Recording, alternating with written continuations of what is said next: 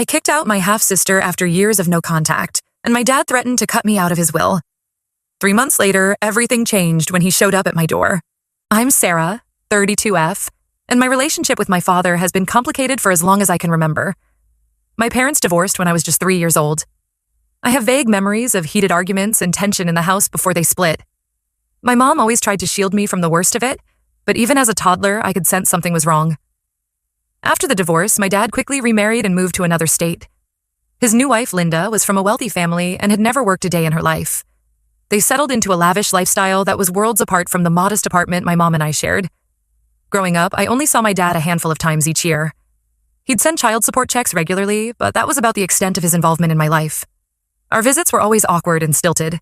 He'd take me to expensive restaurants or buy me elaborate gifts, but we never really connected on an emotional level. My mom, on the other hand, was my rock. She worked long hours as a nurse to make ends meet, often picking up extra shifts to afford little extras for me. Despite her exhaustion, she always made time to help me with homework, attend my school events, and just talk about my day. She encouraged me to maintain a relationship with my dad even when I didn't want to. As I got older, I realized how much she sacrificed for me and how little effort my dad put in. I remember one particular incident when I was about 10. I had a big piano recital that I'd been practicing for months. My mom had requested the day off work weeks in advance to be there. I had also told my dad about it, hoping he might make the trip to see me perform. The day of the recital came, and my mom was there, beaming with pride. My dad, unsurprisingly, was a no-show. He sent a text later saying something came up at work. I was devastated, but my mom comforted me and took me out for ice cream afterwards. It was a pattern that would repeat itself throughout my childhood and teenage years. When I was 12, my dad and Linda had a daughter, Emma.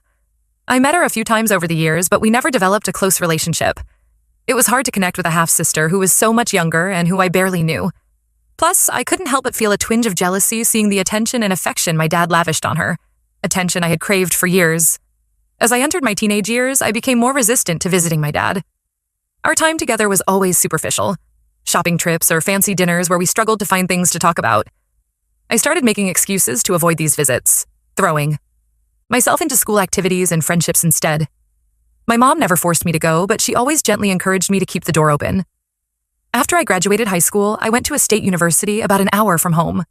My mom had set aside a small college fund for me, and I worked part-time to cover the rest. My dad offered to pay my tuition, but I refused. I didn't want to feel indebted to him or give him a way to control my life. This decision seemed to both surprise and hurt him, but I stood firm. During college, I made even less effort to stay in touch with my dad. The occasional phone calls dwindled to just birthday and holiday greetings. I was busy building my own life, making friends, and exploring my interests. I dated a bit, but nothing serious. My mom remained my biggest supporter, always there with advice or just a listening ear when I needed it. After graduation, I landed a job at a marketing firm in the city.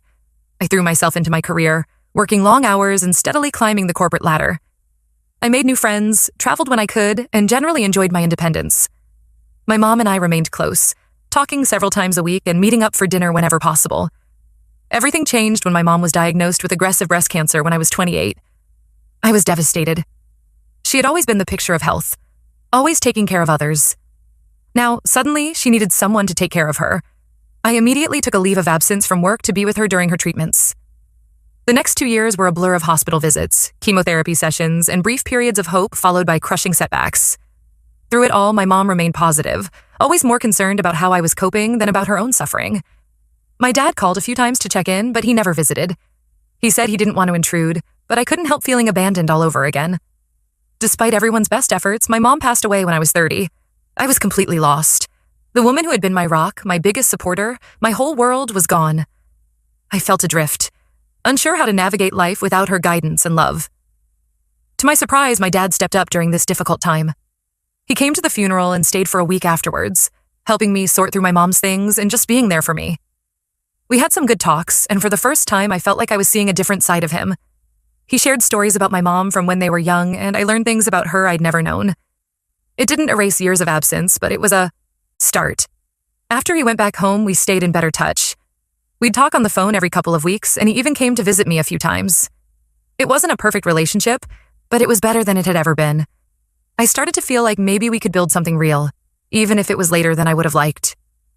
A few months ago, my dad called to tell me that Emma, 20F, had been accepted to a university near where I live. He asked if I'd be willing to let her stay with me for her first semester while she got settled. I was hesitant. I barely knew Emma and wasn't sure about having a roommate. But my dad seemed excited about the idea of us bonding, so I reluctantly agreed. Emma arrived last week, and it's been a disaster from day one. She's messy, inconsiderate, and seems to have no concept of personal boundaries. She helps herself to my food and belongings without asking. She stays up late playing loud music and leaves her stuff strewn all over the apartment. When I tried to set some ground rules, she rolled her eyes and said I was being uptight. The final straw came yesterday. I came home from work to find Emma had thrown a party in my apartment without asking. There were at least 20 people there, many of whom seemed drunk. My living room was trashed, and someone had spilled red wine on my white couch, a couch that had belonged to my mom and held sentimental value for me. I lost it. I kicked everyone out and told Emma she needed to find somewhere else to live immediately. She started crying and saying she had nowhere to go, but I stood firm. I helped her pack her things and called her an Uber to a nearby hotel. My dad called me this morning, furious. He said I was being cruel and selfish, and that family should stick together. He accused me of holding grudges from the past and taking them out on Emma. He even threatened to cut me out of his will if I didn't let Emma come back. I'm hurt and angry. I feel like my dad is trying to make up for his absent parenting by forcing a relationship between Emma and me without considering my feelings or respecting my boundaries. At the same time, I worry that I'm overreacting and being too harsh on Emma. Maybe I'm letting my complicated feelings about my dad cloud my judgment. So Reddit, AETA for kicking my half-sister out and refusing to let her stay with me? Update 1. It's been a week since everything went down with Emma, and a lot has happened. First, I want to thank everyone for their comments and perspectives. It's helped me process my feelings and gain some clarity. The day after I posted, my dad showed up at my apartment unannounced. He had flown in from out of state, supposedly to fix things. I was tempted not to answer the door, but decided it was better to face this head-on. When I opened the door, I was struck by how tired and old he looked. It was a stark reminder that he wasn't the larger-than-life figure I remembered from my childhood, but just a man, flawed and human like the rest of us. Our conversation started tensely. My dad tried to guilt me about Emma, saying she was young and just needed guidance. I stood my ground and laid out all the ways she had disrespected me and my home. I also expressed how hurt I was that he was taking her side without even hearing me out. As I spoke, memories flooded back. All the times he had disappointed me, all the important moments he had missed. I found myself voicing hurts I hadn't even realized I was still carrying. To my surprise, as I talked, my dad's demeanor changed. He seemed to deflate, sinking down onto my couch with a heavy sigh. Then he did something I never expected. He apologized. Not just for the current situation, but for years of being an absent father. He admitted that he had always felt guilty about how little he was involved in my life growing up. When he left my mom, he said he convinced himself that a clean break would be easier for everyone. But as the years went by, he realized how much he had missed out on. He spoke about watching me grow up in snapshots, a reluctant teenager during his occasional visits, a determined college student rejecting his financial help, a grieving daughter at my mom's funeral. Each time, he said, he felt more and more like a stranger in my life. When Emma was born, he saw it as a second chance to be a good dad. He admitted that he overcompensated with her, rarely saying no and giving her everything she wanted. He realized now that he had done her a disservice by not teaching her responsibility or consideration for others. He also confessed that he had hoped Emma living with me would be a way to bring us all closer together, to create the family bond he had failed to nurture when I was younger. We talked for hours, delving into issues we'd never addressed before. I shared how it felt growing up with an absent father, always wondering why I wasn't enough to make him want to be around. He opened up about his own insecurities, how he felt he could never measure up to the amazing job my mom was doing raising me. It was emotionally exhausting, but also cathartic. For the first time, I felt like my dad was really seeing me and hearing me. At one point, I brought out some old photo albums my mom had kept. There were pictures of me at various ages, school plays, sports events, graduations, all moments my dad had missed. As we looked through them together, I could see the regret on his face. He asked questions about each photo, genuinely interested in the stories behind them. It was bittersweet, sharing these memories that he should have been part of. At the end of our talk, my dad said he understood why I couldn't have Emma living with me. He promised to help her find alternate housing arrangements and to work on teaching her better life skills. He also committed to working on our relationship, suggesting we start having regular dinners together to stay connected. It felt like a small step, but an important one. As for Emma, I did agree to meet with her one more time. My dad brought her over the next day, and she gave a tearful apology. It seemed more genuine than I expected, though I'm still wary. She admitted that she had taken advantage of my hospitality and had never really considered how her actions might affect me. She spoke about feeling pressure to live up to her mom's wealthy background and my dad's expectations, which had led her to act out in destructive ways. I made it clear that while I'm open to slowly building a relationship, I'm not ready to live together or be super close right away. I explained that trust takes time to build, and that her actions had seriously damaged any potential for trust between us. She seemed to accept this, though I could tell she was disappointed. Emma is now staying with a friend from her new university while she looks for a more permanent living situation. My dad is helping her navigate this and also encouraging her to look into counseling to work on her issues with entitlement and responsibility. He's also taking a more active role in teaching her practical life skills, something he admits he should have done years ago. I'm cautiously optimistic about the future of my relationship with both my dad and Emma. It's going to take time and effort, but I think we're on a better path now. I'm proud of myself for standing firm on my boundaries while also being open to reconciliation on my own terms. There's still a lot of work to be done, and I know there will likely be setbacks along the way. But for the first time in a long time, I feel like there's a possibility of having a real family relationship with my dad, and maybe even with Emma. It's a strange feeling, equal parts exciting and terrifying. Only time will tell how it all works out. Update 2. It's been about a month since my last update, and I wanted to share some developments. Things have been progressing slowly but steadily with both my dad and Emma. My dad and I have been meeting for dinner every week as planned. It's been nice to have regular, uninterrupted time to talk and continue rebuilding our relationship. He's been more open about his past mistakes and his hopes for our future. I've also been sharing more about my life and my feelings. It's not always easy, but it feels like we're making real progress. One particularly meaningful moment came when my dad brought over some old photo albums he'd found. There were pictures of me as a baby and toddler that I'd never seen before. As we looked through them together, he shared stories about those early years that I'd never heard. He told me about the day I was born, how nervous and excited he was. He recalled my first steps, my first words, little moments that I had always assumed he hadn't been around for. It made me realize how much of my own history I didn't know, and how much my dad had missed out on by being absent for so long. These dinners have also given me a chance to learn more about my dad's life. He's opened up about his own childhood, which was far from idyllic. His father was an alcoholic who was often abusive, and his mother struggled with depression. He admitted that he never really learned how to be a good father because he never had one himself. It doesn't excuse his absence in my life, but it helps me understand him better. As for Emma, we've had a few brief meetings, always in public places like coffee shops. She seems to be making an effort to be more considerate and less entitled.